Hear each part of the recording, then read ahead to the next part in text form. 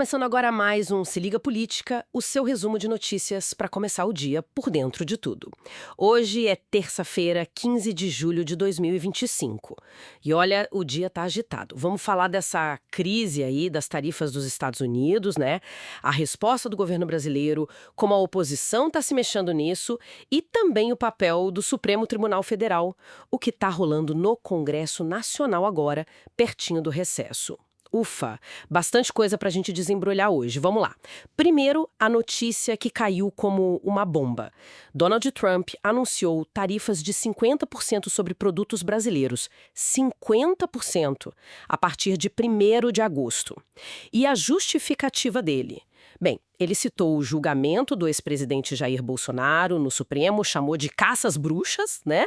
E ainda falou de ataques do Brasil à liberdade de expressão e até às eleições americanas, se referindo, àquelas ordens do Supremo contra plataformas de mídia social.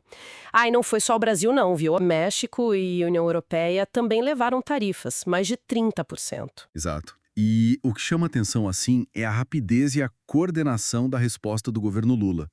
Eles regulamentaram logo a lei da reciprocidade.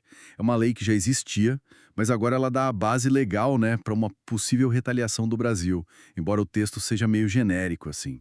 E a estratégia, pelo que a gente vê, tem 4 frentes principais. Primeiro, o próprio presidente Lula confrontando o Trump na imprensa, né, dando declarações fortes. Depois, o vice Geraldo Alckmin, que está mais na articulação com os empresários. Inclusive, tem um comitê se reunindo hoje mesmo, dia 15, para discutir isso. A terceira frente é o ministro da Agricultura, o Carlos Fávaro, já buscando novos mercados, olhando para o Oriente Médio, Ásia, Sul Global, para diversificar, né? E, por fim, a Secretaria de Comunicação trabalhando a mensagem de união nacional, de fechar questão contra essa medida. O objetivo principal, como disse o Alckmin, é um só: fazer o Trump recuar. Uhum, pressão total. E aí é que a coisa fica mais interessante ainda, porque a oposição entrou forte no jogo, né? O ex-presidente Jair Bolsonaro veio a público e disse que, olha, o caminho para evitar as tarifas seria anistiar os condenados pelos atos de 8 de janeiro. Uma condição, né? Pois é, uma sugestão bem direta. E já o governador Tarcísio de Freitas, que, bom, primeiro apoiou as tarifas, depois tentou diminuir o desgaste, né? Ele foi consultar ministros do Supremo sobre a chance do Bolsonaro viajar para os Estados Unidos para negociar. Olha só. E também se reuniu com a embaixada americana. Isso, tentando abrir um canal ali, né? Enquanto isso, o Eduardo Bolsonaro continua naquela ofensiva mais direta contra o ministro Alexandre de Moraes. Ele está pedindo sanções pela lei Magnitsky, que é aquela lei americana, tentando levar essa disputa para uma esfera internacional de direitos humanos, digamos assim. É muita coisa acontecendo ao mesmo tempo. E se a gente conecta os pontos, o Supremo Tribunal Federal está bem no centro disso tudo, né? Totalmente. O presidente da corte, o ministro Luiz Roberto Barroso, respondeu diretamente ao Trump. Foi uma fala bem firme, defendendo a Constituição, a democracia brasileira.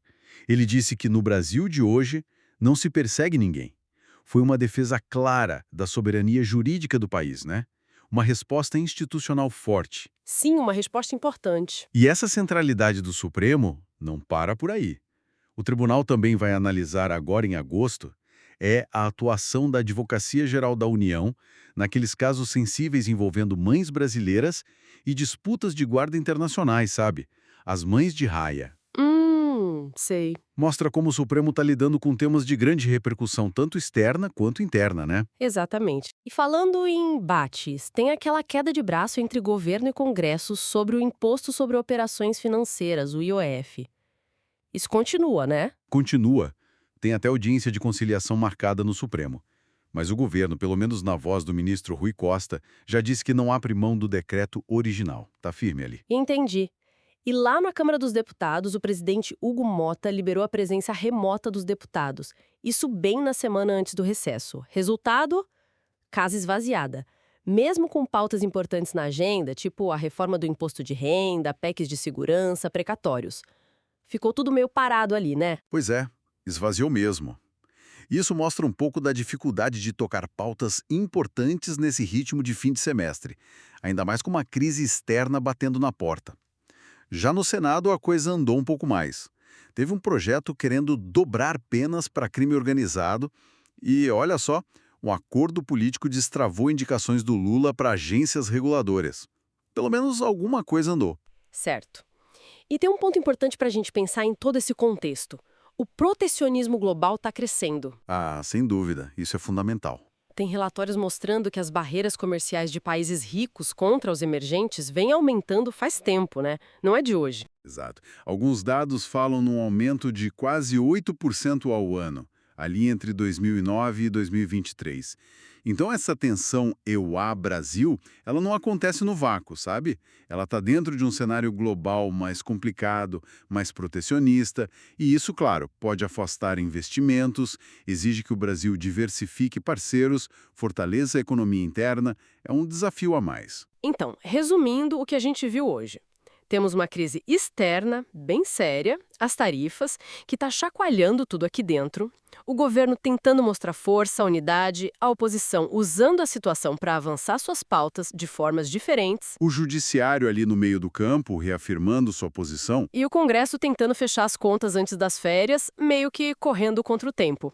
É um cenário bem complexo, né? muito complexo. E fica uma reflexão, né? Com essa internacionalização toda dos nossos problemas políticos e essa pressão econômica vindo de fora, como é que o Brasil encontra o equilíbrio entre defender a própria soberania, ser firme e, ao mesmo tempo, agir de forma pragmática, inteligente, nesse tabuleiro mundial que está cada vez mais difícil? É, assunto pra gente continuar pensando, hein? Bom, valeu pela companhia neste Se Liga Política. Amanhã a gente volta com mais notícias e análises para manter todo mundo por dentro de tudo. Até lá!